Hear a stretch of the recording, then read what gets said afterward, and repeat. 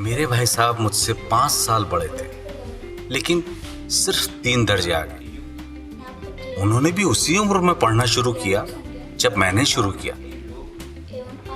लेकिन तालीम जैसे महत्व के मामले में वो जल्दबाजी से काम लेना पसंद नहीं करते थे।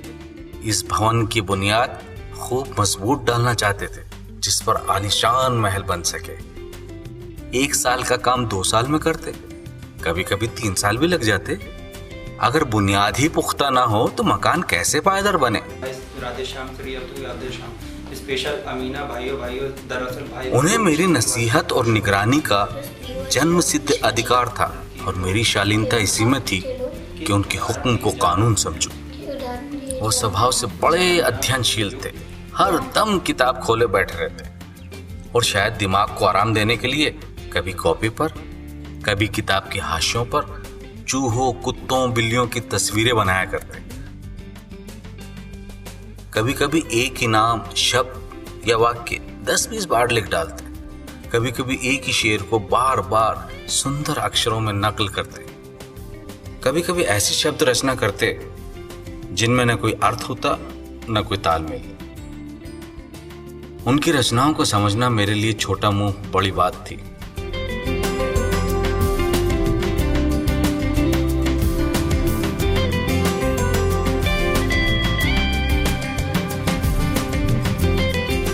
मेरा जी पढ़ने में बिल्कुल नहीं लगता था। 1 घंटा भी किताब लेकर बैठना पहाड़ था।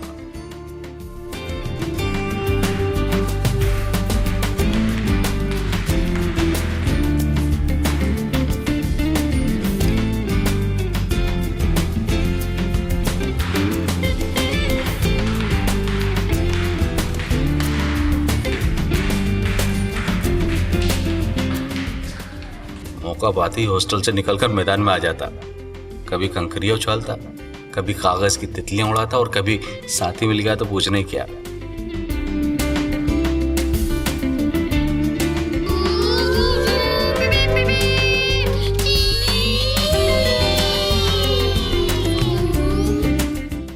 कमरे में आते ही भाई साहब का रौद्र रूप देखकर प्राण सूख जाते।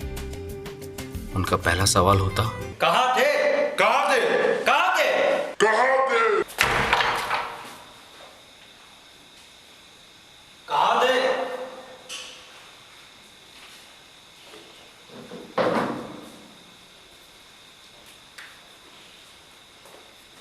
इस तरह अंग्रेजी पढ़ोगे तो जिंदगी भर पढ़ते रहोगे और एक हर्फ ना आएगा। यहां रात दिन आंखें फोड़नी पड़ती, खून जलाना पड़ता है, तब यह विदा आती है। बड़े बड़े विद्वान भी शुद्ध अंग्रेजी नहीं लिख सकते, बोलना तो दूर रहा। मैं कितनी मेहनत करता हूं यह तुम अपनी आंखों से देखते हो, और यदि नहीं देखते तो यह तुम्हारी आंखों का कसूर है, तुम्हारी बुद्धि का कसूर है। इतने मेले तमाशे होते हैं, कभी जाता हूँ देखने? रोज ही क्रिकेट और हॉकी मैच होते हैं, मैं पास तक नहीं भटकता, हमेशा पढ़ता रहता हूँ। उस पर भी एक दर्जे में 2-2, 3-3 साल पढ़ा रहता हूँ। फिर तुम कैसे उम्मीद करते हो कि खेल कूद में वक्त गवाकर पास हो जाओगे? मुझे तो 2 ही 3 साल लगते हैं। तुम सारी उम्र इसी दर्जे में पड़े सड़ते रहोगे। दादा की गाढ़ी कमाई के रुपए क्यों बर्बाद करते हो?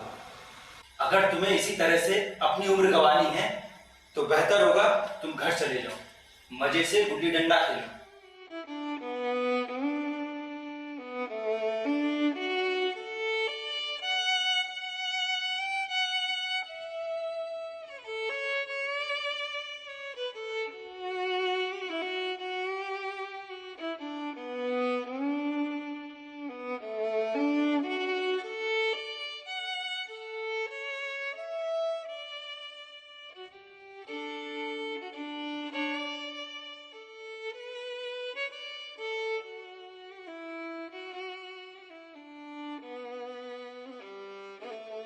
मैं लताड़ सुनकर आंसू बहाने लगता।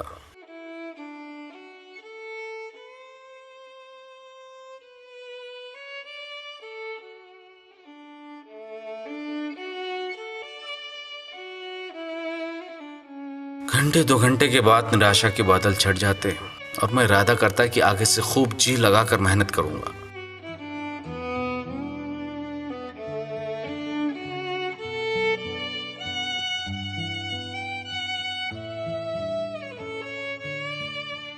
झटपट एक टाइम टेबल बना डालता और बिना पहले से नक्शा बनाए, बिना कोई स्कीम तैयार की कि काम कैसे शुरू करूं।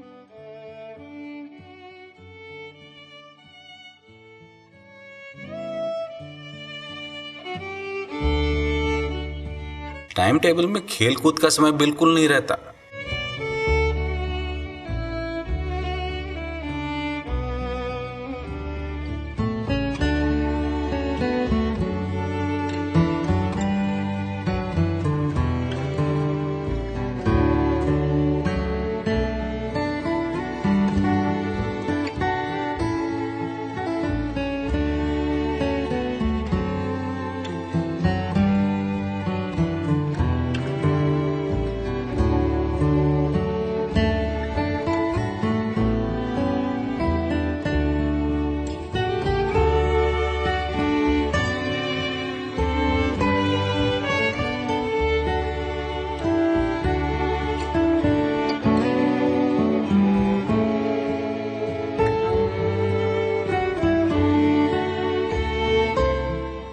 मगर टाइम टेबल बना लेना एक बात है, उस पर अमल करना दूसरी बात।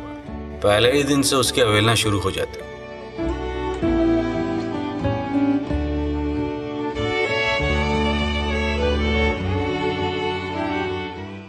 मैदान की वो सुखद हरियाली, हवा के हल्के हल्के झोंके, फुटबॉल की उछल कूद, कबड्डी के वो दाव घात, मैं सब कुछ भूल जाता।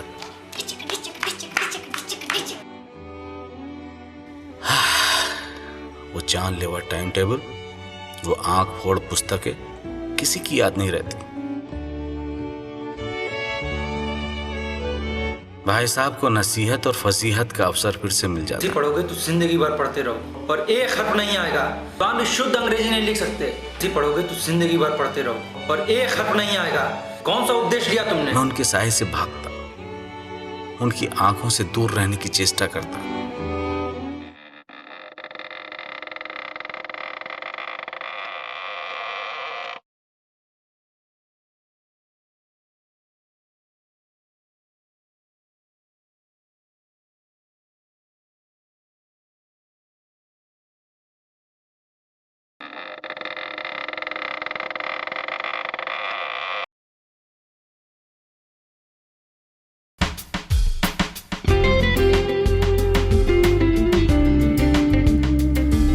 फिर भी जैसे मौत और विपत्ति के बीच में आदमी मोह और माया के बंधन में जकड़ा रहता है, मैं फटकार और घुटकियां खाकर भी खेल कूद का तिरस्कार नहीं कर सकता था। सालाना इम्तिहान हुआ, भाई साहब फेल हो गया और मैं पास हो गया और दर्जे में अव्वल आया।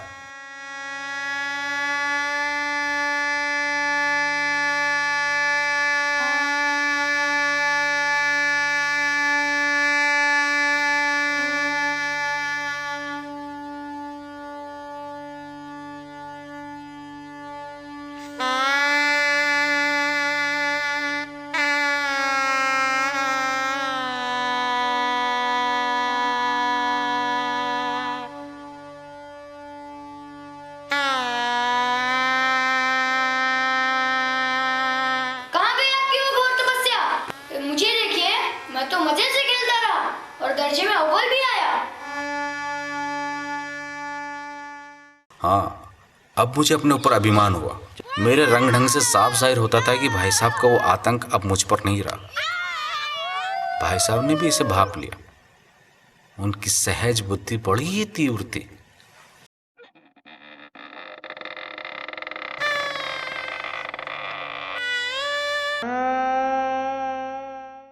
देख रहा हूं, इस साल पास हो गए और दर्जे में अव्वल आ गए तो तुम्हारा दिमाग चढ़ गया है।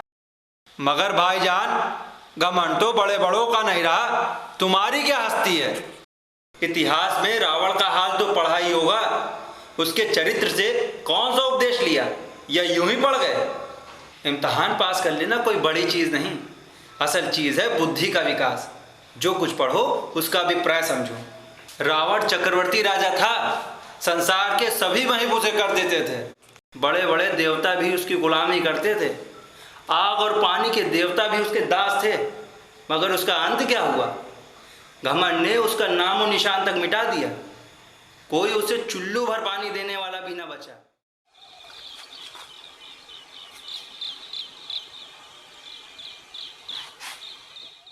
शैतान का हाल भी पढ़ा ही होगा।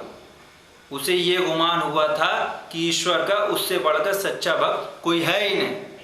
अंत में ये हुआ कि स्वर्ग से नरक में ढकेल दिया गया। आदमी जो कुकर्म चाहे करे, पर अभिमान ना करे।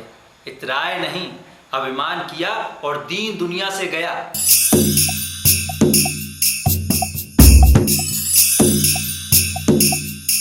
तुमने तो कभी केवल एक दर्जा पास किया है और अभी से ही तुम्हारा सिर फिर गया। तब तो तुम आगे बढ़ चुके। ये समझ लो कि तुम अपनी मेहनत से नहीं पास हुए। अंधे के हाथ बटेर लग गई है। मगर बटेर भी केवल एक बार हाथ लग सकती है, बार बार नहीं। कभी कभी गुल्ली डंडे में भी अंदर चोट निशाना लग जाता है। उससे कोई सफल खिलाड़ी नहीं हो जाता। सफल खिलाड़ी वो है जिसका कोई निशाना खाली ना जाए।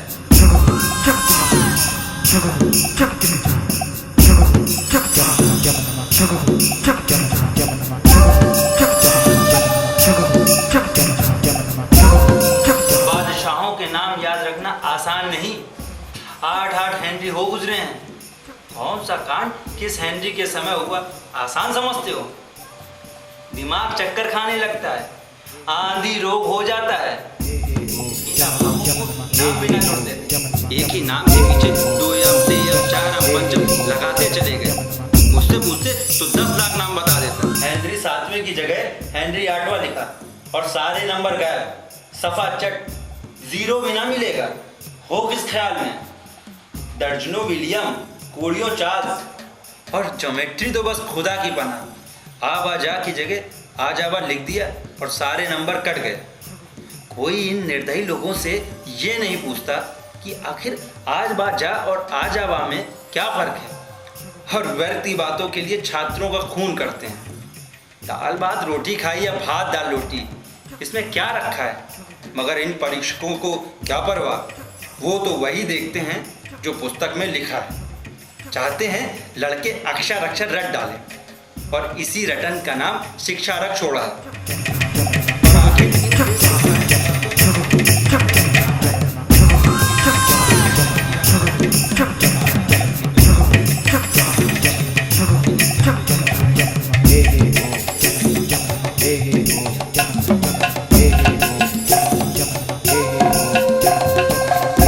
ये सब खुराफात याद रखनी पड़ेगी।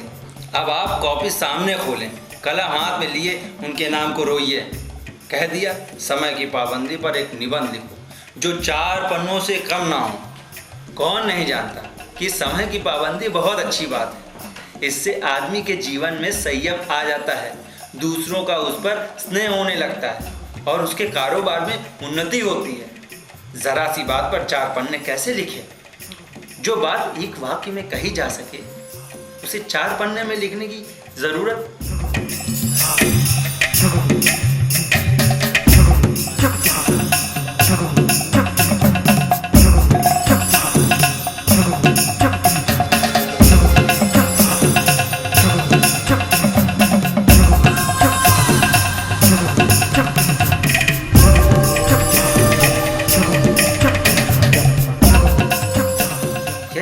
ऊपर अत्याचार नहीं तो और क्या है।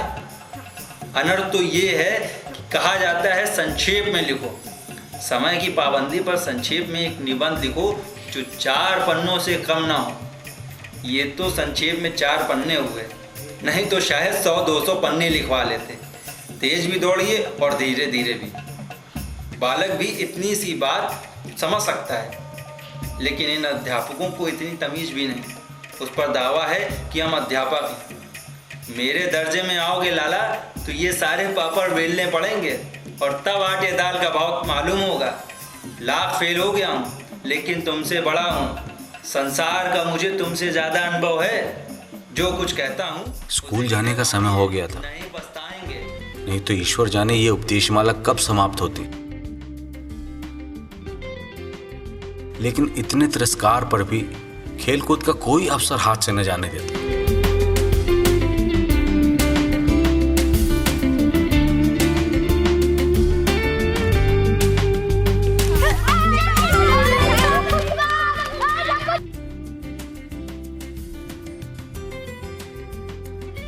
पढ़ता भी था मगर बहुत कम, बस इतना कि रोज का टास्क पूरा हो जाए और दर्जे में जलील ना होना पड़े। अपने ऊपर जो विश्वास पैदा हुआ था वो खत्म हो गया और फिर से वही चोरों का सा जीवन कटने लगा।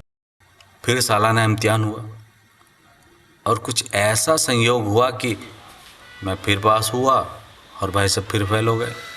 नतीजा सुनाया गया तो वो रो पड़े और मैं भी रोने लगा। मुझे उन पर दया आती थी। अपने पास होने की खुशी आधी रह गई।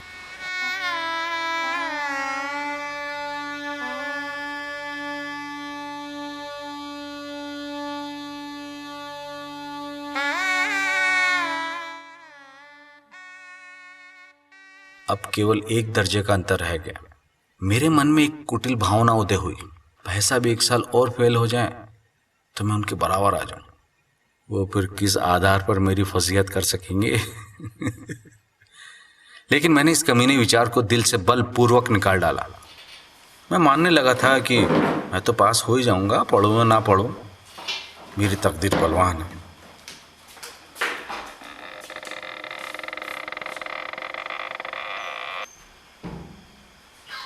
फिर मुझे कनकौवे उड़ाने का नया शौक पैदा हुआ था और अब सारा समय पतंगबाजी में चला जाता था।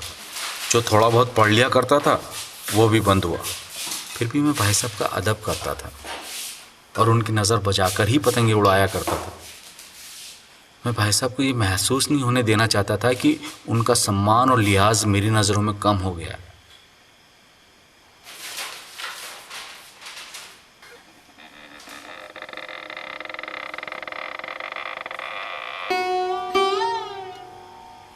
अब की भाई साहब बहुत कुछ नरम पड़ गए थे। कई बार मुझे डांटने का अवसर पाकर भी उन्होंने धीरज से काम लिया। शायद अब वो खुद समझने लगे थे कि मुझे डांटने का अधिकार उन्हें नहीं रहा, या रहा तो बहुत कम।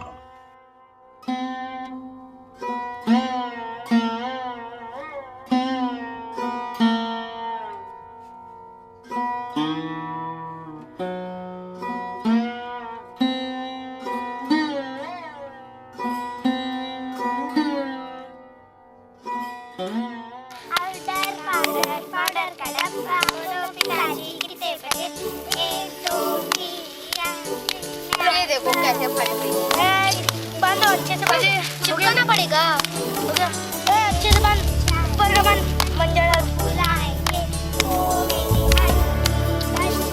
मांझा देना, कन्ने बांधना, पतंग टूर्नामेंट की तैयारियां।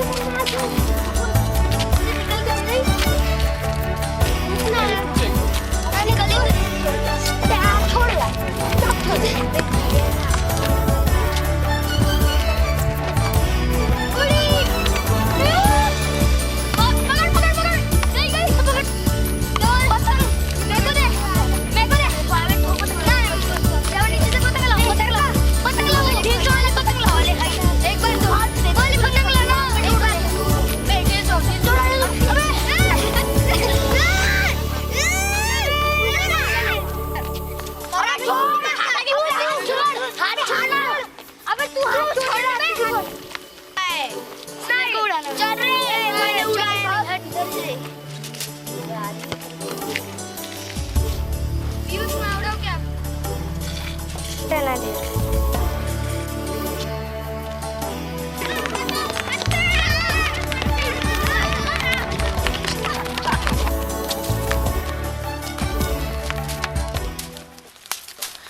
इन बाजारी लौंडों के साथ ढीले के कनकौवे के लिए दौड़ते तुम्हें शर्म नहीं आती?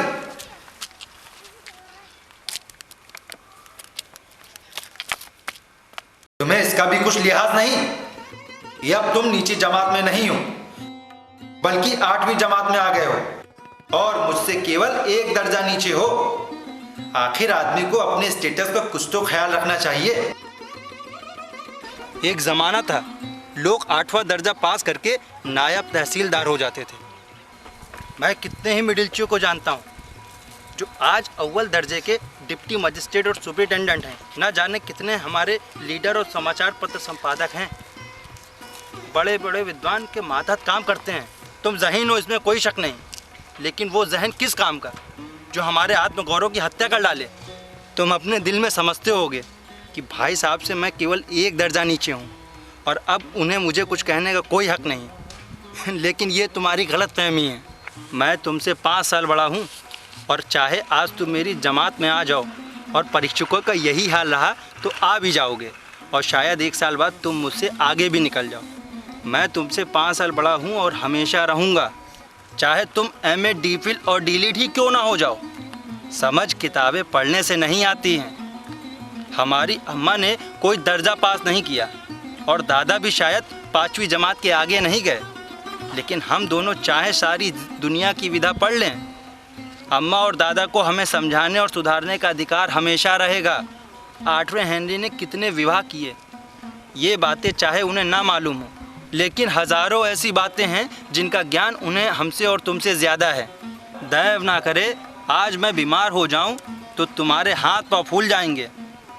दादा को तार देने के सिवा तुम्हें और कुछ ना सूझेगा, लेकिन तुम्हारी जगह पर दादा हूँ तो किसी को तार ना दें, ना घबराएं, ना बदहवास हूँ।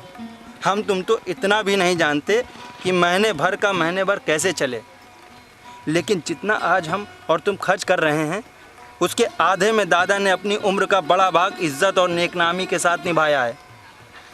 अपने हेडमास्टर साहब को ही देखो, खर्च पूरा ना पड़ता था, कर्जदार रहते थे। जब से उनकी माताजी ने प्रबंध अपने हाथ में ले लिया जैसे घर में लक्ष्मी आ गई है। भाईजान, मेरे देखते तुम बेराह नहीं चल पाओगे।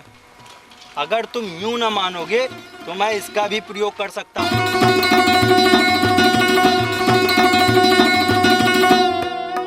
हरगिज़ नहीं, आप जो कुछ फरमा रहे हैं वो बिल्कुल सच है और आपको इसका अधिकार भी है।